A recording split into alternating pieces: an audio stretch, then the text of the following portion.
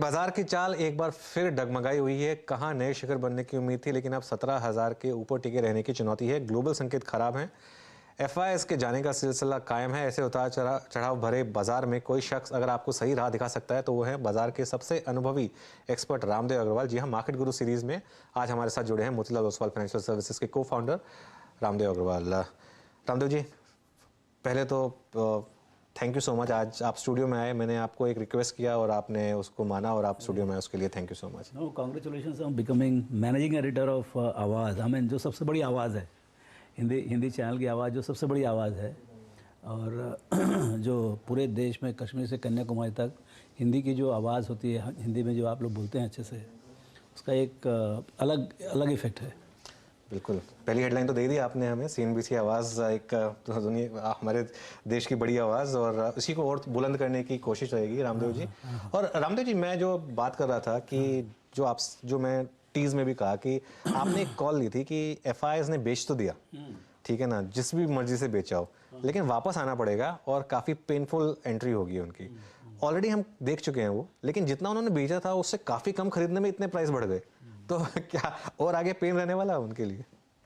क्या, देखिए, उनको पैसे कमाने से मतलब है। हाँ। है ना, वो चाहे इंडिया में कमाए, चाइना में कमाए, कोरिया में कमाए, उनको कुछ अंतर नहीं पड़ता। उनको पैसे कमाने हैं एमर्जिंग मार्केट से या कोई भी मार्केट से। अब क्लियरली हो क्या गया है कि भाई China has slum to 10 P और less than 10 P, and we have stayed at 10, 20, 21, 22 P. तो मतलब हमारा जो वैल्यूएशन है वो इतना गलत नहीं है अपने खुद की हिस्ट्री से, लेकिन with the history of other emerging markets it looks huge premium.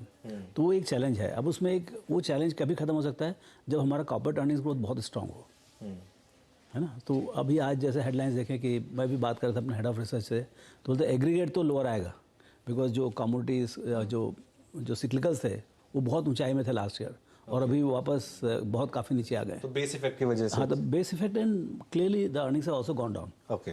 मतलब जो स्टील कंपनीज वगैरह हैं 60, 70, 80% लोअर, एल्यूमिनियम कंपनी है, सो वो सब जो इंडेक्स में है उसके कारण से क्या है कि ईयर ऑन ईयर एग्रीगेट में तो थोड़ा वीक दिखेगा, लेकिन सेक्टरल चर्न होगा।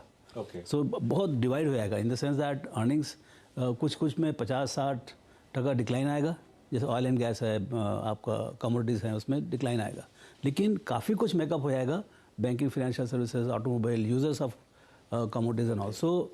aggregate में doesn't look bad, sorry, aggregate में it looks bad, but sectoral divide is going to be quite interesting.